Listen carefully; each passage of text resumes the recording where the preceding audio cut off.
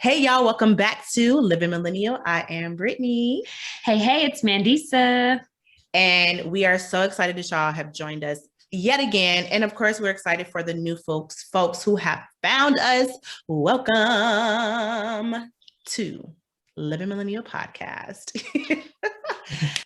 I am so excited today. Here's why. I'm always excited, but here's why I'm like extra excited, because we have a special guest of all special guests. We have my friend Camille with us. Say hello, hello. Hey everyone, I'm so glad to be here. Hey. Yes, so I'm excited to have this conversation with you. I'm so excited for us to get to know you more and also for the audience to get to know you more. I love this part of the show. Here's what I'm going to do. I'm going to allow space for you to do what you do and tell us exactly who you are. Give us your titles, the pronouns, all the things. Let us know. All right, let's do it. So I'm Camille Bethune-Brown. I am a historian and museum curator working at the intersections of race, disability, gender, and class, predominantly as it relates to 20th century American history. My pronouns are she and her, and I have been in this field, gosh, like 8 years now. It seems like just yesterday I entered, but here I am. And I work full-time in San Diego at the Mingay International Museum as a curator. And I also own a small consulting business, CuratingCamille LLC, where we specialize in essentially building museums from nothing, building their collections and making sure that they are equitable in all aspects of operation. That's a little bit about me. I'm in love with your description of what you do. I can't wait to get into this discussion. Thank you for that. I love creating a space for folks to tell us about themselves because y'all do such an amazing job at it. Like, I feel like I would be like so lackluster, like, oh yeah, she's a curator and historian and da-da-da. But listen, all the energy you just gave, that's exactly what we want. That's exactly what the people need to hear, because we can already sense the passion and the love that you have for what you do. And that's what the show is all about. That's right. And I will tell you, I am notoriously bad at talking about myself as far as describing what I do. I'm way too humble. So I'm ready to like brag today. Yes. Ready. Brag all day. I will say every time that I hear or see the word curator, I think of, I forget her character's name, but Julia Roberts from Ocean's 11. Because every time I see that movie, I'm like, I wonder, how does she get this? Like, how do people get jobs as museum curators? Which we will get into that on how you are in the position that you are in today. And nowadays, everybody, I see on social media, they call themselves curator. And it's like, but what exactly does that mean? So. Yeah. Well, then, so tell us, like, let us know what that means for you. And let these people know what it really is. Yeah, so when you traditionally think about the role of a curator, it really goes back to sort of museum terminology. And the curator is essentially the person who is, I have to say, the knower of all things, or usually they kind of have an area of expertise in a museum. And it varies from whether you're talking about a children's museum to a history museum to an art museum and everything under the sun. But your curator is going to be the person that essentially is sort of the subject matter expert. They do the research on an object. They determine with a team what objects and artifacts should be brought in, how they should be displayed, where they should be displayed, how long should they be displayed? And in some cases, particularly if it's a smaller museum, the curator will also work as something called a collections manager, which essentially says, here's sort of the upkeep and conditions that you need to be able to properly care for that artifact. Which I personally think every curator needs to be a collections manager. You need to know how to care for that object more than you need to know just sort of the historical significance of the object. They go really hand in hand. So in my case, I like to say that my background is late 19th century and early 20th century African-American history and culture, specifically Black women in Reconstruction. But I like to say that if it's US history, I can more or less figure out my way around it. But my bread and butter is Black women's history. That's what I get excited about. That's what I went to school for. That's what I like to talk about. Yeah, so it's good times. It keeps me on my toes. I love that. Oh, that's dope. Yeah. For That's real. dope. That's another field that you don't think about, like, of like, oh, like you should have experts in how to care for things and like, wow. So you Ooh. don't destroy anything. And you know what's interesting is like sometimes people will say, well, do you wear special gloves or have special tools that you use for your job? And as a curator, we wear nitrile gloves unless you're an archivist, which is a person who specializes in the upkeep of paper documents like books, photographs, video files, audio files. And that's a whole different level of schooling. An archivist, they usually wear cotton gloves to protect the old photographs and papers. Whereas curators, we tend to wear nitrile gloves, really to protect from the oils and other things in our hands, to protect the objects. Listen, you taking me to school and I'm here for it. So it's funny because like when I see on social media, sometimes when people say, I curated this wardrobe, this, outfit. And I'm like, okay, but like, and I don't want to get hate mail for this, but yes, you did pick out an outfit. Okay. But is that really curating? Is that when you really like think about it? Or is it just using curate to elevate picking out an outfit? Like, I wish my job was that easy to just pick out a bunch of objects. Right. Did you just style? Right. Did I just stylize this? Although, I think of a curator in the museum field. I think of us as like interior decorators. We make the museum look good, but everybody's got a job to play. Yes. I love that. I'm also hearing so many cross references between the stage management field, which is what I'm in, and the lane of curating and museum work and building what exhibitions and museums look like when we as consumers walk into them. Exactly. I'm like on the edge of my seat right now. I love this. I love the excitement. And I'm excited to talk about it. Hey, Mandisa, are you excited to give us the word of the day? Yes, let's keep on schooling some people. So today's word of the day, which for those of you who are returning listeners, y'all know what this is. For those of you who are new at this, and for you, Camille, today, our word of the day is essentially, it may not be a word that you are completely unfamiliar with. It may just be a word that simply, I think we need a refresher on today. But I think since we're diving into the art world, I wanted to bring an element of that today in today's word of the day. So get your pens and paper ready, or your phone, your notepad, whatever you got, because we, the three of us, are going to try and use this word throughout our discussion today, which is why it's related to today's topic. So today's word of today is compose, and it means the order or arrange to form a whole, especially in an artistic way. Compose. Yeah. Indeed. Now I'm going to ask you to say that one more time because I just love the way you say these definitions. Yes, indeed, I got you. Compose, order or arrange to form a whole, especially in an artistic way. So for those of you listening, compose, whole, with a W. Okay. in a whole. Oh, okay, girl. Yes. So those of you listening, get your tallies out. Let's see how many times we can write this down because Yes, write it down. Yes. Compose. And here's the fun part. We're going to do something different today. We're also going to get a word of the day from our guest. Yes. Which I'm excited about. We already know what it is, but I'm excited to use it already. Yes. And I love that Camille is coming with the word of the day. For real. Real. Like letting us know. So, all right, let us know what your word of the day is today. Okay. It's a word that most people know, but I'm going to use it in a sentence so that you understand what I really mean by this word. Yes. The word of the day is audacity. And the reason I chose audacity is because sometimes people's audacity is astounding, and I love to see how far it takes them.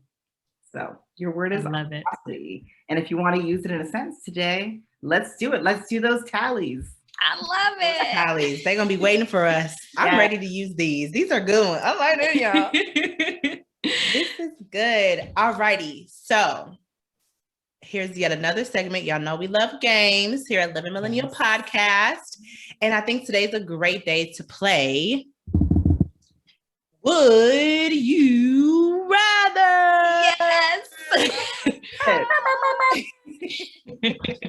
I'm excited. So for those who do not know, Would You Rather is a game where I'm going to give two scenarios and Camille and Mandisa have to tell me which they would rather. Here is the kicker. And here is the part of the game we never listen to.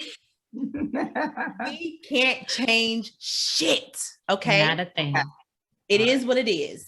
Option 1 and option 2 are option 1 and option 2. Okay. right. So all the calculating and stuff we be trying to do. The loopholes. Yeah. Loopholes for haggling. Can I take this off? Can I add this on? Yeah. Let me get a combination. None of that. Now I am a sucker and I might allow a little wiggle room. But we're gonna try not to do that, okay? Okay. All right. Okay. We're gonna do our best. We're gonna mix it up. All right, here is our first scenario. Would you rather have traditional art or digital art? Oh, that's easy. Traditional art. Okay. Tell us why. Okay, so if we say digital art as it relates to, let's say, NFTs, which seem to be like hot ticket items, I'm gonna say digital art, I think, has the tendency, it'll probably bust as a form of art within the next 3 to 5 years. I mean, think of like Beanie Babies of the 90s when everyone thought you were going to make millions of dollars, and we're not even talking about them nowadays. It's, the thing with digital art, or specifically NFTs, it's like if I told you, you own a Van Gogh painting, but you don't actually own the painting. You own a small digital footprint behind multiple glass doors and safes on the internet that says this is the artwork. You don't actually necessarily own the artwork. The artwork is in some big fancy museum. And so I find with digital art, specifically NFTs, it's a giant scam. And it's like they appeared out of nowhere, and people are getting rich off of it. People are getting rich. I think I saw Jay-Z released an NFT of his first album, Reasonable Doubt, for like millions of dollars, right? And I'm like, Jay, you're already rich. You don't need to do that. You don't need to do that. But leave us alone. Leave us alone. But traditional art, and I mean, how I have artwork behind me. I love traditional art. I like supporting the artists, meeting the artists, touching the art. Quite frankly, I think artwork adds warmth and depth to a room, and really is a great way to show off your personality and what you're into. Yeah. What about you, Mandisa? What would you choose? I'm definitely on the traditional art train. I am a highly physically communicator. And I think there's no better way to experience art than to, really get up in its face and if you can't, especially in like 3D experiences, to be immersed in something like that. And to really, I was actually just at a museum the other day, and to be able to stand, within feet and inches of pieces and really get a firsthand look at how they're composed. Okay. I think there's nothing like it. So traditional. Yep. Yep. What about you, Britt? Yeah, what about you? Though I have a few digital art pieces, I would much rather traditional art. I would much rather have traditional art. And I love how, Camille, you're basically talking about the end game, like you're talking about longevity and history and all the things that comes with it. So yeah, I for those reasons, I would much rather traditional art. But until then, I'm not gonna lie, I'm gonna go with my little baby digitals. Girl. That cost me $50 for now. Right. Until I grow up. Until I grow up, y'all. All right. So here is something a little different. Would you rather wear comfortable clothes or fashionable clothes? Okay, take this one, Camille. Okay, so if you had asked me 3 years ago what my answer was, I would have said comfortable clothes. But recently, I decided, now that I have like big girl money, that I am going to invest in my wardrobe and invest in like quality clothing. I had to break away from H&M and all, and there's nothing wrong with H&M, but I had to break away. So I would say fashionable clothing, but the thing is with fashionable clothing, I am actually short in real life. And and a lot of these fashionable brands, they make stuff for the tall girls. They make them for the 5'7" and above. And I'm like, if I'm gonna spend that money, I need you to have the inseam correct. I need you to make something for the short women. So I will definitely say fashionable, but not heels. You will not catch me in a pair of heels. I will wear some sneakers, stylish sneakers with a dress. You won't see me in heels. Yes. When I tell you, you are speaking to my clothing soul. Yes, I'm trying to be good, Brittany. I'm really trying to be good in not meshing the two. And so I'm going to respond with comfortable, because so much of what I do, especially when I'm at work, whether it's 5 or 6 days a week, I'm in motion constantly, and I'm there for 8, 12, 4, like depending on the day. Some days it's just a little 4 hours, but comfort is the name of the game. However, I too, since I have gotten me a little big girl money, invest in nice, comfortable clothes. I'm talking good material, some things that I'm investing in pieces that, sure, they may cost me a little more upfront, but they're gonna last me more. They aren't gonna come out wrinkly. They aren't fresh out in the wash. Right, fresh out the wash. They're not see-through unless I want them to be. Yes, and they are gonna withstand the test of time. Yeah. I feel that. Yeah. Really? You did good. You did good. Thank you. You did good. I would much rather comfortable clothes. That's always been the thing for me. I'm still very stylish and fashionable, and don't necessarily go straight to like the cheaper round, unless it's like last minute. But I'm an Aries, so I'm much rather be in something comfortable. I just prefer it. It feels good. What are you all go-to clothing? And if you had to choose one piece of clothing that you could only buy for the rest of your life, what would you choose? I'm in jumpsuits. Jumpsuits, I like that. Yep, I'm in jumpsuits. Yeah, jumpsuits. I love a coverall. And dresses, because jumpsuits and dresses to me are outfits that you don't have to think about. You just put it on or step into it, zip it up, and it's a built-in outfit. And done. Yes.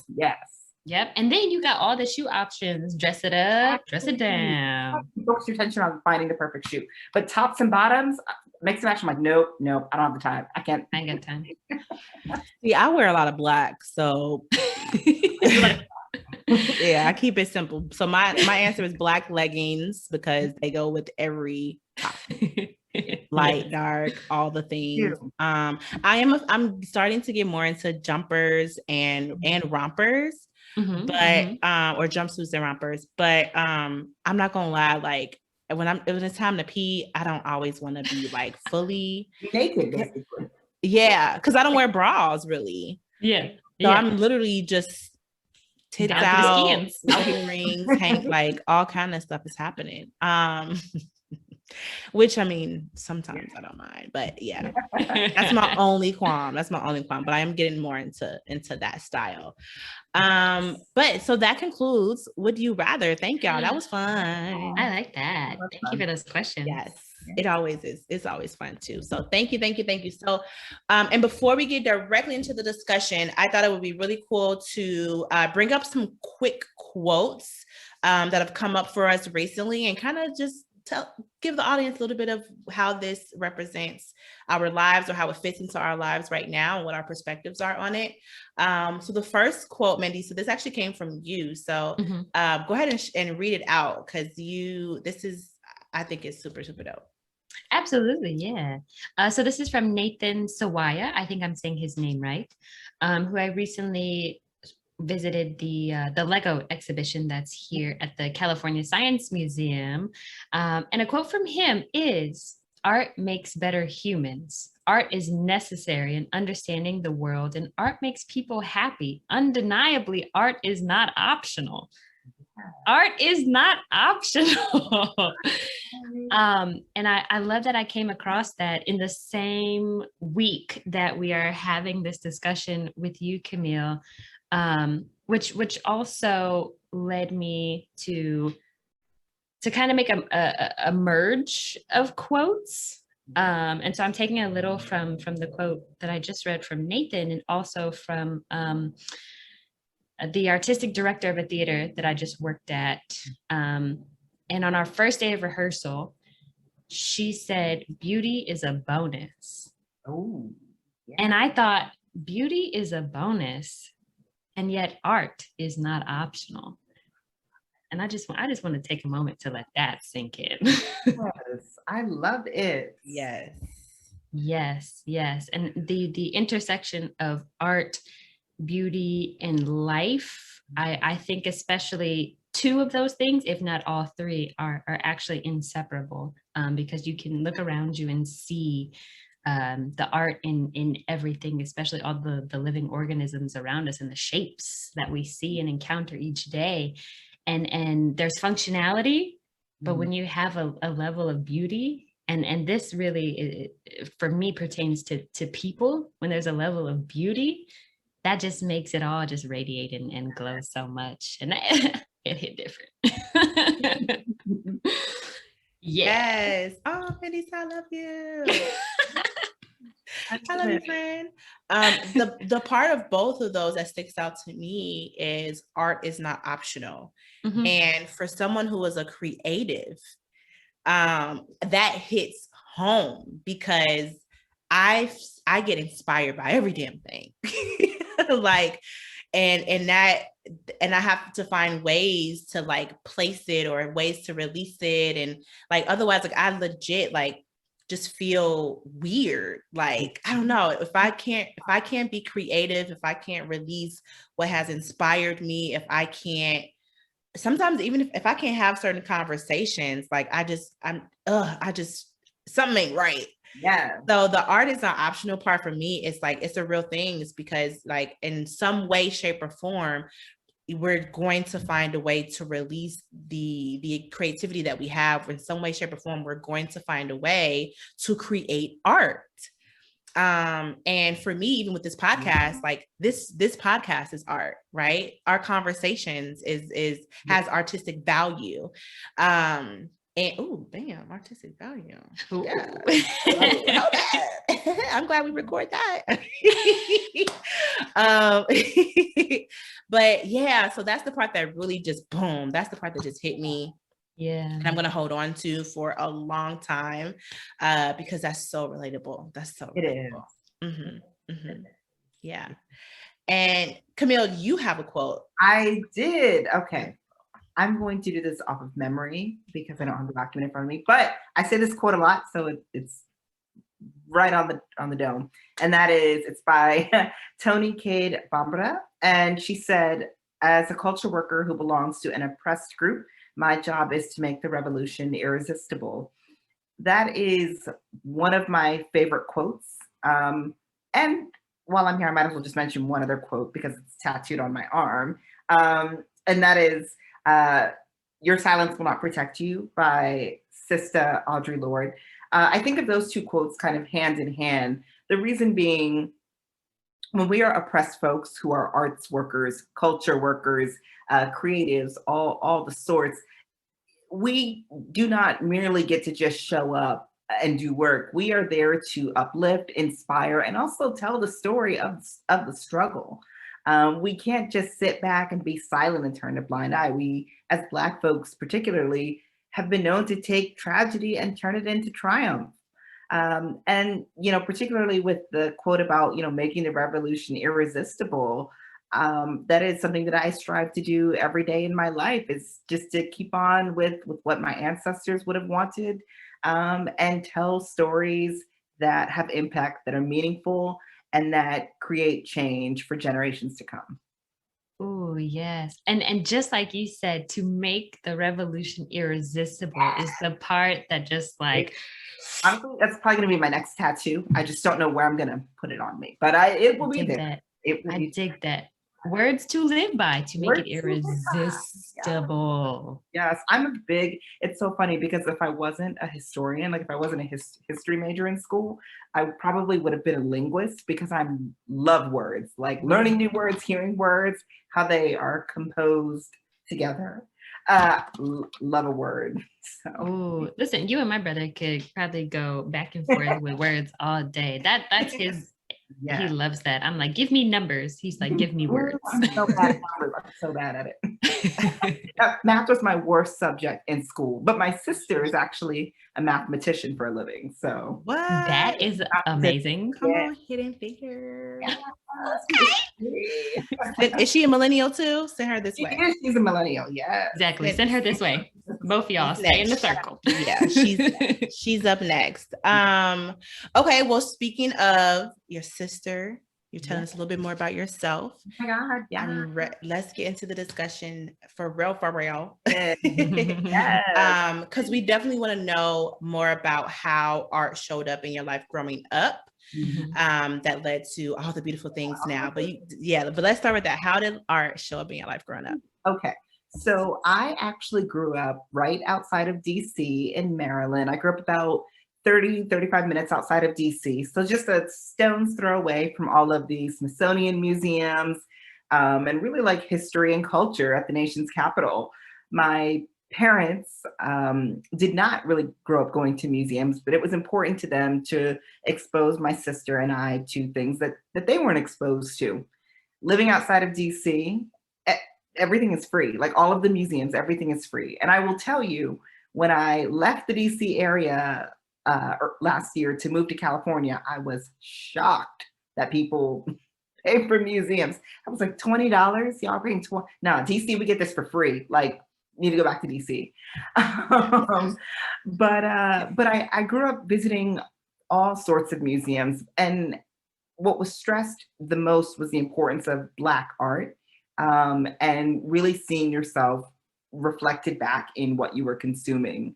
Yes, so we would visit different art museums, Colonial Williamsburg in Virginia, all sorts of stuff. And actually, this isn't necessarily art related, but I think it's a good segue for how I kind of ended up in this career. Is that when I was a kid, I wanted an American Girl doll. I wanted the Addie doll. Looking back, I'm like, that's so problematic. But at the time, that's real. At the time, 6-year-old me was like, oh, she's Black? I want Addie. I want the slave doll. Like, give her to me. That's I want the one that was in the kitchen. Yeah, I want like. And my mother would always say, like, no, Camille, like you're not getting a slave doll. Like, no. So I never got the doll, but it was my first foray into like learning about the past by reading those American Girl doll books, and saying like, oh, wow, like this is how life was. This is how it is now. And that kind of planted the seed, like 5-6-year-old me. I'm like, oh, I want to do something with this. So fast forward on, for the longest time, I thought I was going to be a teacher. I said, I'll just be a social studies or art teacher. And that was what I told myself all the while. Social studies was the subject. That was my girl in school. Like social studies, I winged it. Dates, writing, that was perfect. Math, that was my sister's area. That was where she shot. And I'll tell you, my in school, because my sister and I are a year apart. We're a year and 8 days. So we were born real close together. I used to do her social studies homework, and she would do my math homework, and we would just hit the old switcheroo. So we were the winning team. We really were. Y'all were fire. That's we were dope. fine. We were fine. And I just have one sister, and you know. And so anyway, fast forward to college. I started college as a pre-law major because I thought, okay, people who like history are either teachers or they're lawyers. And I was like, well, I want to make a little bit of money, so let me be a lawyer. I took one law class, and it was depressing. It was depressing for my people. I was like, you know what? I don't like law. Like this ain't it. So I continued onward. I at that time was attending an HBCU, and it was in one of my history classes that I had a professor said, Dr. Woods. He said, we were more than slaves. There is so much more to Black people than that. And 18-year-old me hearing that, like my third or fourth week of college, I was like, oh my gosh, he's right. There is so much more. And during that time, I learned so much about Black history outside of enslavement that I said, this is what I want to do for a living. But I didn't exactly figure out I was going to work in museums until my senior year of college, actually. So I spent most of college as an education minor, secondary ed. So I can legally teach social studies in Maryland if I want. And I was a student teacher for a hot sec, but yeah. And then I'll tell the story how I ended up in museums if you want it, or we can, if you want to hear the story. It's a good story. Yeah, girl, that was going to be the next question. Okay. That's such a dope story. Yeah. Before that, I do want to know if you don't mind shouting out your HBCU, because I too am a fellow HBCU grad, and they are important institutions. Important. They do meaningful work. I went to Bowie State. Yes. I think HBCUs, especially, they personally, I think they give students who otherwise may not have opportunities. They give us a chance at a great education. You know, and hell, from there, I've met some of my most near and dear lifelong friends. So I tell anybody, do it. Now, museums. So I'm bebopping along in college, thinking I'm going to be a teacher. Didn't really want to be a teacher. My mom's a teacher. And I was like, do I really want to do this? So my junior year, I was an Africana Studies major. To be technical, I was an Africana Studies major. We had to do an internship to graduate. And in true fashion, for me, I like to procrastinate. So we got like a list of possible places to intern, right? Y'all procrastinate. And I see on the list the BET headquarters, and that is in Washington, D.C. And I was like, you know what? And this is like the age of 106 in Park when it was still good. I don't even know if it. Yeah. Yes, when it was still good. Yeah, it was still good, right? Yes. So I'm like, ooh, I want to be on 106 in Park. I want to intern with BET. Like that's it. It's set for me. That's what I'm gonna do with my life. That's what I'm telling myself. So I'm all set to apply for BET. I'm like, this is what I'm gonna do. I had no communications experience, nothing, no experience. And I find out that my classmate had taken the last internship spot, so I couldn't apply. I was devastated. I was like, there goes my chance at being a celebrity. There it goes, goodbye. And so what ends up happening is my department head says to me, well, Camille, the Maryland Historical Society, which is a small history museum in Baltimore, Maryland, they said they need interns. They need curatorial student historian interns. You should apply for that. That's what's left. And I was like, come on, like what? Like that? Nah, like that ain't it. That ain't for me. Nope. I'm trying to be on TV. Nope, that's not it. Like, nope, find your next girl. That's not me. And so eventually I swallowed my pride and I applied and I was accepted. And when I tell you, it was the best thing that could have happened to me. It really, like, I just didn't realize that there were people who grow up, go to school to work in museums, and that is their trajectory. And so I interned there, which then led, I did such a great job. It led to me getting a job post-college, and eventually I went to grad school for history, and I worked at some really big museums in DC. And, you know, here I am now. And it's crazy because I was talking with a friend the other day who said to me, you know, it's really cool that you get to see the artifacts behind the glass. And it dawned on me because I'm like, oh, wow, like there are millions of people who, when they visit a museum, they only see what they can peek through the glass, but I get to touch the object. I get to touch it. And I mean, I truly can say that I am like living my dream. I sometimes think to myself, wow, what would 8-year-old Camille say? Like, that you're working in a museum, you get to play with artifacts, you get to get people excited about the past. And I just like nerd out on it. And there are a lot of great times in museums. There's also a lot of like stressful times, like when you have to tell somebody that an object they want to donate is fake, which oh yeah, that That reminds me of the pawn shop show, like that. Yeah, it really Pawn Stars. Pawn Stars. Yes, it's just like Pawn Stars. I would have never. That's something that doesn't even cross my mind. Wow. Yeah. Oh yeah. Oh, listen, I got stories. There are people. Oh yeah, there are people who it's sad when someone who really is just making an honest living, just an average living, and they get scammed. And then we have to tell them like, that's not real. You got scammed, homie. But then there are other people who truly have like oodles and oodles and oodles of money, and they have every resource at their expense to hire someone to authenticate, to do the research, to really have a team, and then they get scammed. And they're the main ones who, when you tell them like, hey, I know you're saying you have an original Declaration of Independence, but really you don't, because it's over in Philly. Like this is a fake, which actually did happen, which is why I use that example. Yeah. Oh, I see. Also, or something else. Yeah, right. Or something else that you find in museums, which a lot of people don't think about, is let's say you have an old T-shirt you want to donate. It's a famous T-shirt and you want to donate. Let's say you want to donate it, but your sibling does not. So sometimes you have people where one person wants to donate and the other doesn't, and it opens up a whole can of legal worms. I mean, family disputes. I believe it. Oh yeah, I believe it. Or even the fact that when people donate, they think that a museum is going to cut them this big grandiose check for their item, and unless it's like it's a donation, right? That's the key word to me. Yeah.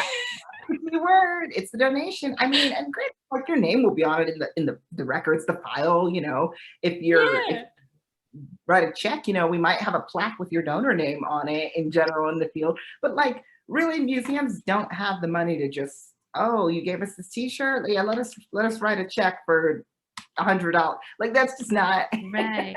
That's also such in my mind, like, and I can't think of another word, but like that's such an ugly reason to donate, like to give to a museum. This is about legacy and putting something on display for other people to observe and learn and enjoy. Like, how dare you?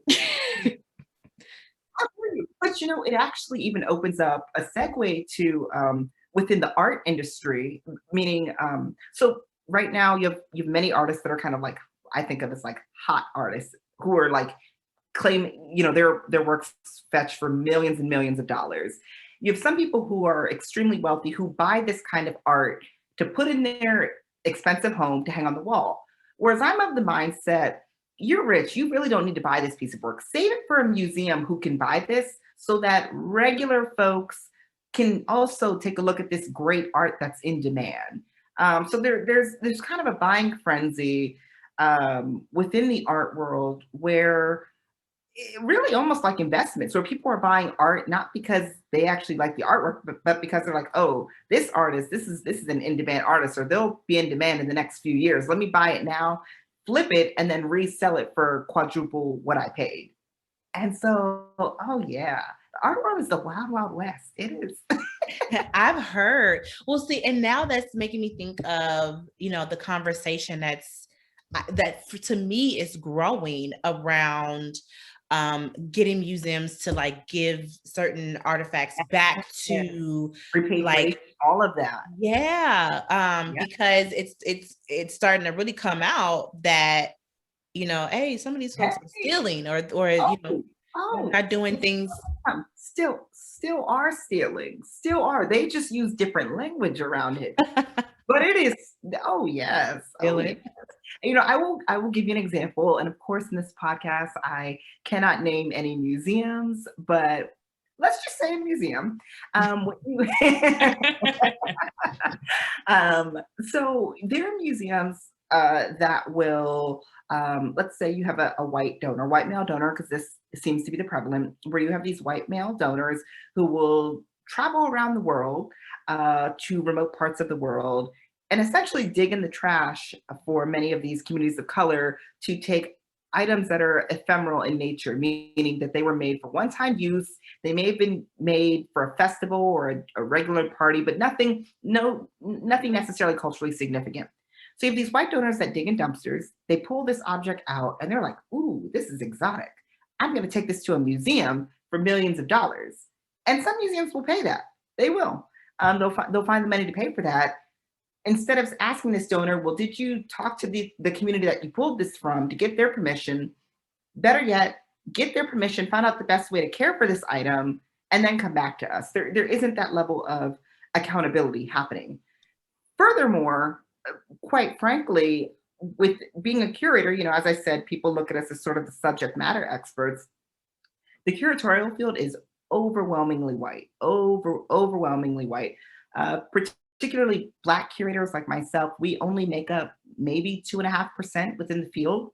And yeah, the reason being the work tends to be, as the museum field becomes more and more professionalized, you need doctorates, you need doctoral degrees, but I don't think you need a doctoral degree to tell you the best way to care for a cultural object. You need people from these actual communities in positions of leadership and power at your museum to tell you the best way to do it, because they themselves know how to be good stewards of that object, quite simply.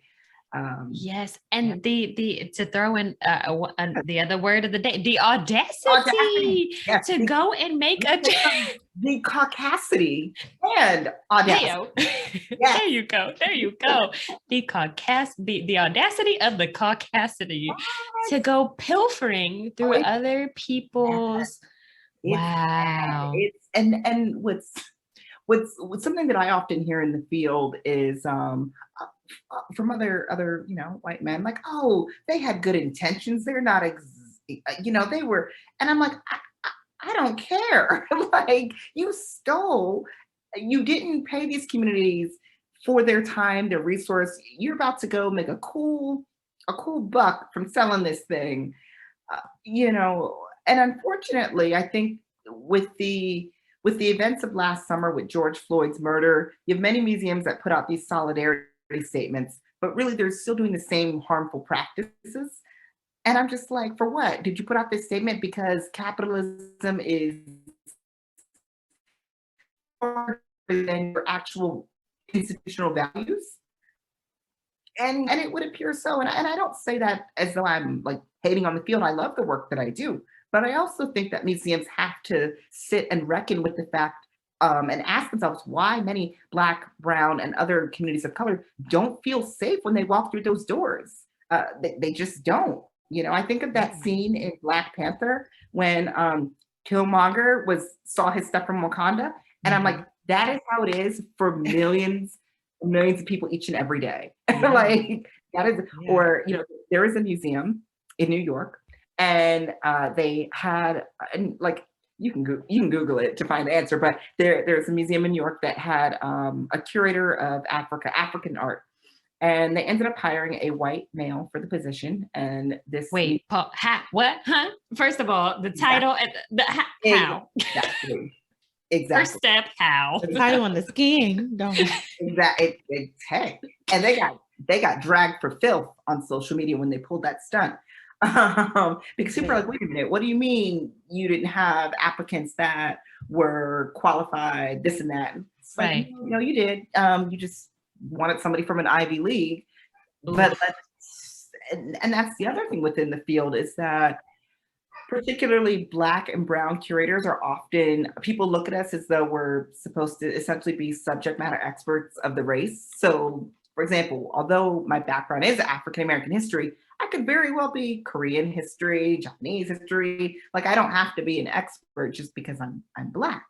And so you get some Black and brown curators that are pigeonholed that are like, well, shoot, like I know how to do other things, but when I apply for these other roles, you don't want to hire me because you think I can only be good at Black history.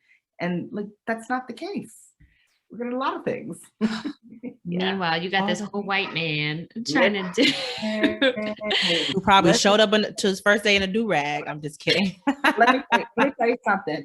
With the field, that's really like the stuff that I listen. One day I will truly write a book about all of the things that I have heard in the field, and I think it would make people like, oh my gosh, people say that. I'm like, yes, they do. Yeah. All the time. They don't want to give things back. They think they're entitled to it. They, you know, they'll say things like, oh, well, you know, I don't think if I don't think it's offensive, it must not be offensive. And I'm like, yeah, you're wrong. It is offensive. Ooh, and that's always such a tough but interesting conversation to have with people in any field. And you've already started to touch on this a little bit, but I definitely want to know more about like just your experiences with especially consistently fighting for visibility of Black history and visibility of Black and brown folks, or particularly Black folks, right, within this industry. Yeah. You already mentioned, you know, you already mentioned the George Floyd's death and the case, right? And I know I've definitely noticed that there's been heightened racial activity since then. The political climate has been even more tense. And then now, you know, there's a growing conversation around critical race theory and the removal of that in schools and in places where we're supposed to be educating our kids. And you want to ban that in so many states. However, you also want to make Juneteenth a federal holiday. Like, we're not falling for these weird little filibusters. For this. That part, like, you want us to celebrate something that you don't want us to learn about. Like, I feel like it's going to be Memorial Day all over again, right? Because Memorial Day, not a lot of people know that Memorial Day actually started with Black military men. So, but yeah, so I definitely want to know a little bit more about that experience with fighting for visibility in your industry. Sure. So I will tell you right off the bat, there tends to be a large exodus of Black folks in particular who leave the museum field every year. And there have been many times that I've wanted to leave the field simply because there is a lot of lip service that is done. Unfortunately, I don't know for other fields, but particularly for the arts and museums, money rules everything. So if you are a donor who can afford to write a museum a check for $1 million, what your wishes are will always be first and foremost. Like, doesn't matter what your staff is saying, doesn't matter. That's what's important. The other thing that's really interesting about the museum field is that we are expected to have all these advanced degrees, but the pay outside of like DC, and even DC New York even is still questionable, but the pay is quite low for the amount of education that many of these positions require. And so you have curators in particular who come from very well-to-do families who are able to work these low positions or low salary positions, excuse me, and do that kind of work. And I'm the first to admit, I've been able to stay in the field as long as I have because I come from a privileged background. My parents were able to take care of me when I was in school and all of that, and subsequently when I got married. Other than that, if I was a single person, there is no way I'd be able to stay in the field. So first and foremost, like I said, money rules everything. You have people who get into the field who are from privileged backgrounds. They make connections with artists. It's really a you scratch my back, I'll scratch yours kind of a thing. Like, oh, you give me this artwork, I'll put in a good word so you can have a show next year at this museum. It's a lot of that kind of almost under the table stuff, if you will. Now, on the topic of critical race theory, you know, when I saw a lot of Republicans and conservatives getting up in arms about this, I laughed to myself because I remember learning about critical race theory in school, like in college. And I'm like, it's not this like Houdini concept. I said, it really what it is, it's history first and foremost. these are the same people, right? These are the same people who are like, oh, I don't want my kids being taught history. I'm like, okay, well then, or critical race theory. I'm like, well then just call it history. You know, you don't want to call it critical race theory? Fine, don't call it that. But either way, a conversation needs to be had. And, you know, you can't, when you think about this nation in particular, you can't talk about, you know, arts, for example, without talking about race with it. Everything is so intersectional that I don't think, you know, folks necessarily want to have that conversation. I mean, when you've been in the privileged class, when your narrative is often the one that's centered, why would you want to change your standpoint and say, oh, let me share, let's let other people have a seat at the table? You wouldn't want to.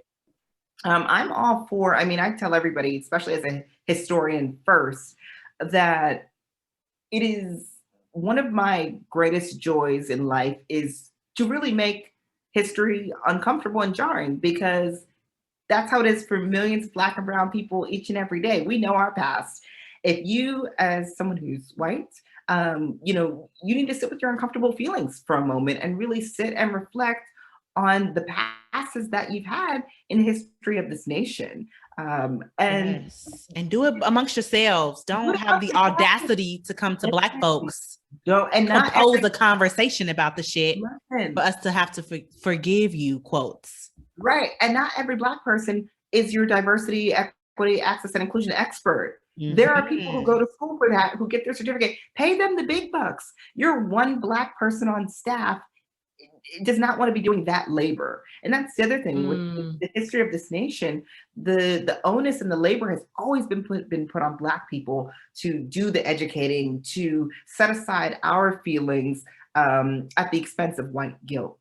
And like those days should be long gone. But unfortunately, especially nowadays, with the work of critical race theory and conversations around it, once again, folks are looking at like, oh, educate us. And it's like, find somebody who actually is an expert, pay them fairly, take the lessons that they share, and actually apply it. Because if you're not going to apply it, like... That's the part. Apply it. Know this and apply it. And both of you have mentioned, you know, white guilt and white... And it's not about... to me, the point of critical race theory, again, rooted in history, it's not about shaming you or making, you know, the present group of people feel guilty. It's just know that you benefit from a system that oppresses and suppresses Black and brown and people of color and indigenous people. Just know that how you are, how you exist, and how you move in this world automatically comes with levels of benefits and privilege. Just know that, so that you can... This about to be a whole different tip, but just know that so that you can possibly, be a good human being first and foremost, but possibly also be a good ally and just be a good human in this world. You can't go through the world unequipped, no matter who you are.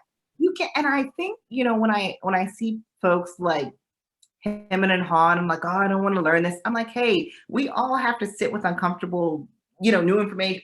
There's stuff that I learn each and every day that I'm like, oh, okay, that's language that we're using nowadays, so I can be inclusive. Okay, let me like get with it and like adjust accordingly. So like, hey, like, we're all learning. It's not just like y'all. I'm learning stuff too, stuff that I was cool to say 5 years ago that is not okay nowadays. Right. Like, I am quick to tell people I'll learn, you know, and at the same time, additionally, you know, I'm not saying, you know, like all white people are bad or anything like that. I'm not saying that by any means. You know, I'm the first to admit I come from a mixed race background. I recognize the privilege within that. And at the same time, white folks, y'all got work too. White folks and also white presenting folks. And I want to make sure that I don't say white passing, because that implies a level of like deception. And sometimes people use passing language, particularly for the transgender community. So I want to make sure I say white presenting folks. Y'all know your privilege. Y'all got work. Yes. You got work to do too. Yeah. So yeah. No, yeah. that's real. And we've talked about like colorism on the show briefly. Yeah.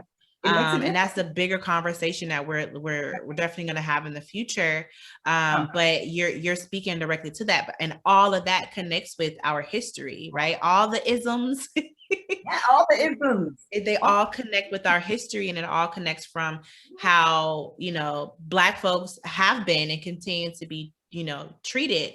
And, you know, yeah, it's just, it all connects. It all connects. And that's what we're trying to get people to understand. And I will even say, I mean, hopefully this isn't depressing, but even in the museum field, you see a level of like colorism where those that are like the curator, the head curator or director roles tend to be lighter skinned Black folks. I mean, you know, there of course no one's going to outwardly say that they're preferencing lighter skinned Black folks, but you see it alive and well. You see many museums that want one Black person on staff and that's it.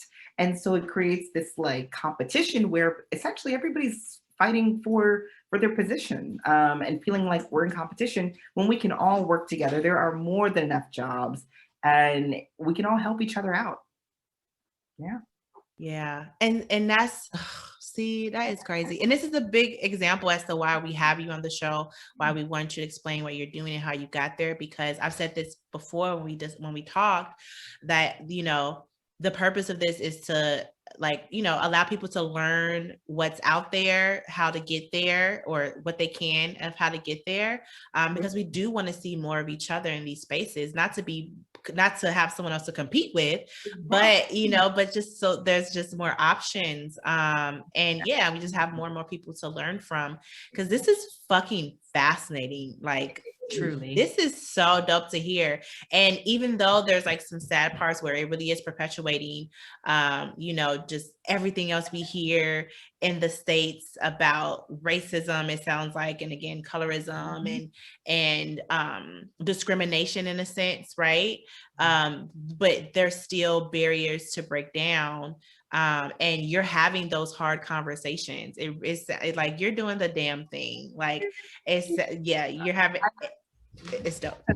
I love the work that I do. I get excited every day getting up knowing that like young Black children will see these exhibits and like see me, and then they're like, oh wow, somebody looks like me that's like creating this stuff. Representation matters. That to be able to yes. And so that leads me to ask, because I know you spoke on your time at an HBCU. Can you also speak to and tying in what you just said about, you know, getting up and doing this, knowing that the young Black kids are going to see you and that there's visibility in this?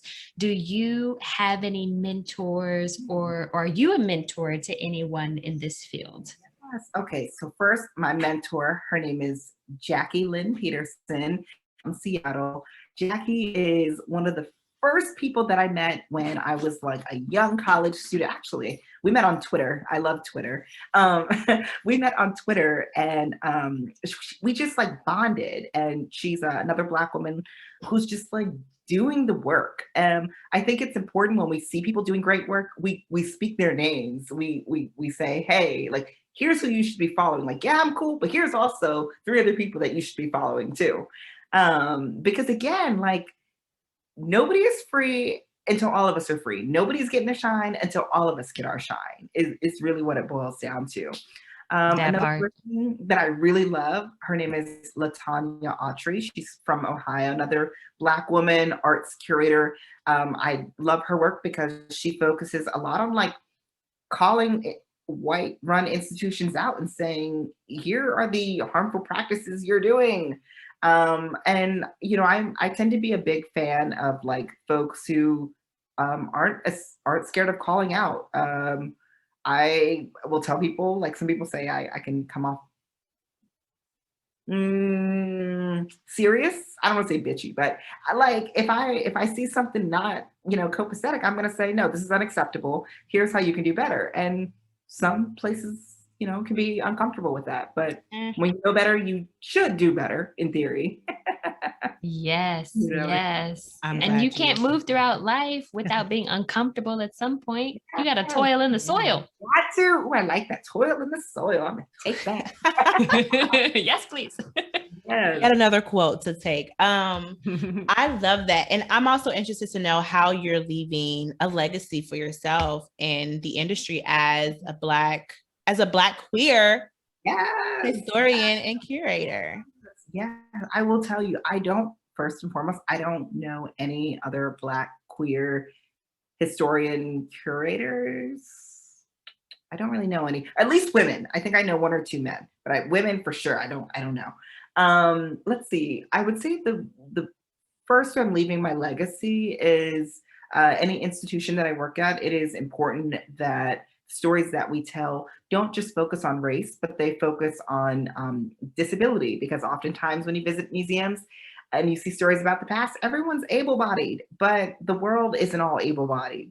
So incorporating themes of like disability, themes around various socioeconomic, points of access, and really trying to create exhibits that are reflective of the world we live in. As I mentioned in the beginning of the show, I have a small consulting business. And the reason I started it is because I got tired of working and also visiting museums that I didn't feel reflected the world around me. And so with my consulting business, the goal really is to one day have it be 100% profitable so that I can work for myself full time. Now I just work for myself part time. But the goal is to, like, hopefully 5-10 years, fingers crossed, I can essentially create the kind of work that, and also hire people on that I want to hire on. That's kind of how I'm building legacy. And then of course, the last way I'm building legacy is really through art collecting. I think Black art belongs in Black homes. And as Black folks, sometimes we aren't always exposed to art collecting. We don't really know how to do it, how to get into it. I know growing up, we had Black art in my home, but it never occurred to me, like, how'd you get into that? How'd you buy that? And I like to tell people the big secret is to building your art legacy. It's that, you don't have to start with your first $20,000, $30,000 piece. You can start with a $20 piece. Etsy has a lot of great artists. Google around Instagram.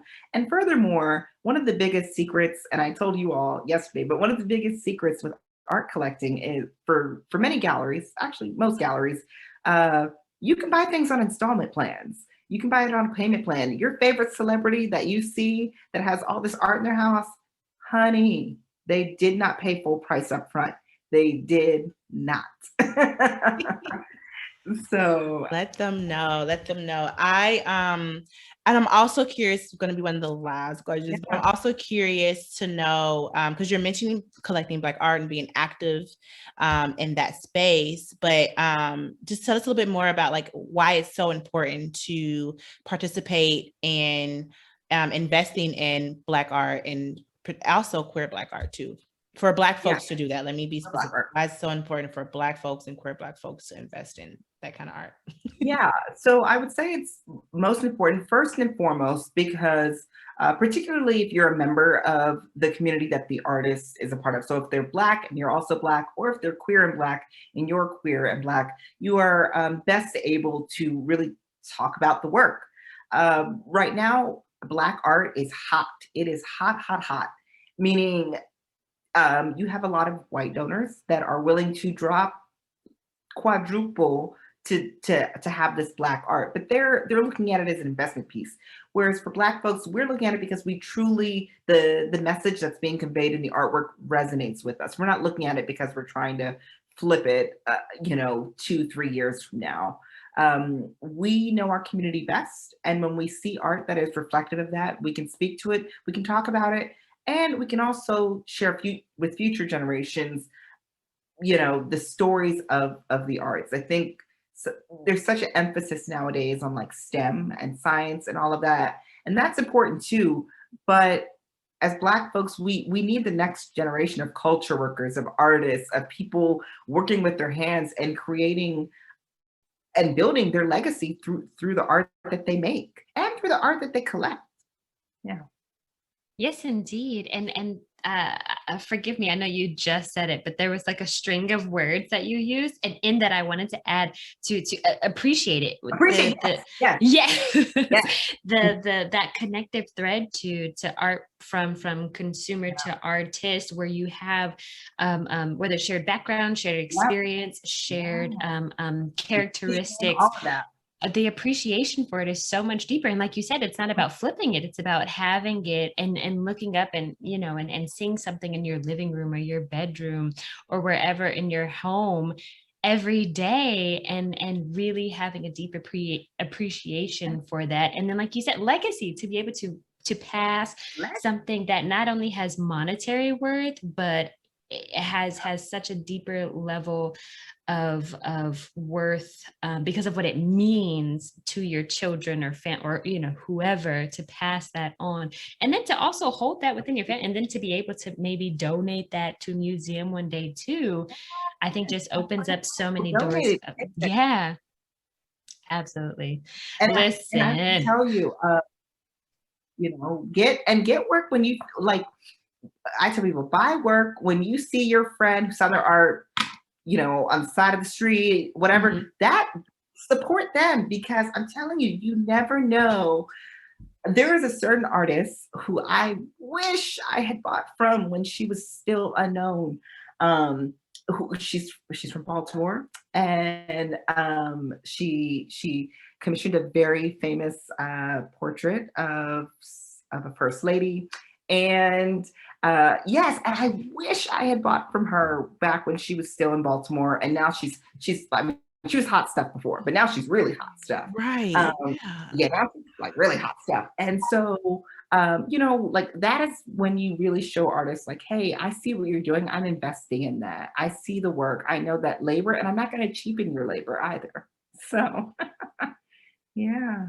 Yes, that part. And to also say that I don't need your stuff to be worth $20,000 before I don't need you to be validated by other people. Listen, and I'm quick to tell people, you are just as much of an artist, whether or not you have a museum banging at your door. You are just as much of an artist. You may be an unknown artist, meaning that the world doesn't know your name yet, but you are still an artist, very much so in your own right. Yes, indeed. That comes from within. That's something that, I'm a true believer in, that whatever your artist, journey is or craft is, whether it's working with your hands or doing whatever that is, that it's something that you can't learn in a textbook. It's something that's unshakable rather, that you feel the need to, when you wake up, you have to do this, you have to create. And art is not optional. Art is not optional. Art is not optional. Get up and compose. Compose. Yes. And one more thing that I thought about, I want to add. Now is the time for folks listening, begin to craft your own art, curate your own exhibit, who you are, what is the story and legacy you want to leave behind. Document, keep your old photographs, digitize them, write things down, build that legacy so that your future generations know the story of you. Because as Black folks, when we know our history, we can continue the conversation forward. So yes, build your archive. Yes, that is everything. And you knew just when to throw that in, because I was going to ask you if you had any advice for other Black millennials and younger generations in this space. Archive. And also join the field. Join the field. You can do it. Be a history major. Yes, be a history major.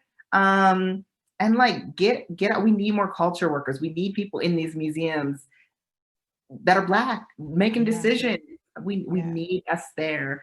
I love that, cultural workers. We need more culture workers. That's real. I love that. We need more culture workers. Yeah, that's what I call myself, a culture worker first. Like I'm here for the culture, curating a second. It just yes, and I'll throw on to or add on to that to also go visit museums, go to even like farmers markets and look at people's arts. And like you said, Etsy, on Google, on Instagram. But like now that so many places, especially I'm I'm in LA here, so many places. Well, the state of California, as of June 15th, it has, officially opened up. Go if you can, and if you feel comfortable, safely go and visit these places. Go check out museums, look at exhibitions, and see it. Like, go out in your neighborhood. There's so much. You don't always have to go to a formal institution. No, you don't. And a lot of museums have digital exhibitions. So look at the pictures online. If you can't leave your home, look at the images online, Yeah.